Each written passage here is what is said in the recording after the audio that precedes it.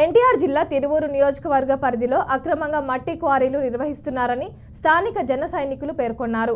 అర్ధరాత్రి జరుగుతున్న అక్రమ మట్టి క్వారీలో తిరువూరు నియోజకవర్గ జనసేన నాయకులు ధర్నా కొనసాగిస్తున్నారు. ఏ అధికారికి సమాచారం ఇచ్చినా స్పందించకపోవడం ఏంటని మండిపడ్డారు. వెంటనే ఉన్నతాధికారులు స్పందించి చర్యలు తీసుకోవాలని డిమాండ్ చేశారు. కానీ ఎస్ఐ గారేమో రెవెన్యూ వాళ్ళు స్పందించాలంటారు.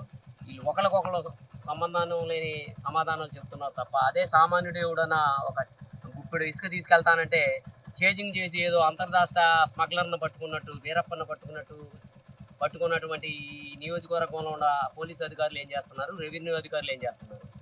మమ్మల్ని ఇక్కడికి వచ్చామని చెప్పి మమ్మల్ని బెదిరించే పరిస్థితి కూడా వచ్చింది. వెనకమాల పవన్ కళ్యాణ్ గారు ఉన్నా ఎవరున్నా మేము ఎవరికి భయపడం, అవసరమైతే మిమ్మల్ని ఏదైనా చేసినా మీకు దిక్కెవడు అన్నాడు. వాళ్ళు అన్నందుకైనా మేము ఇక్కడే కూర్చుంటున్నాం.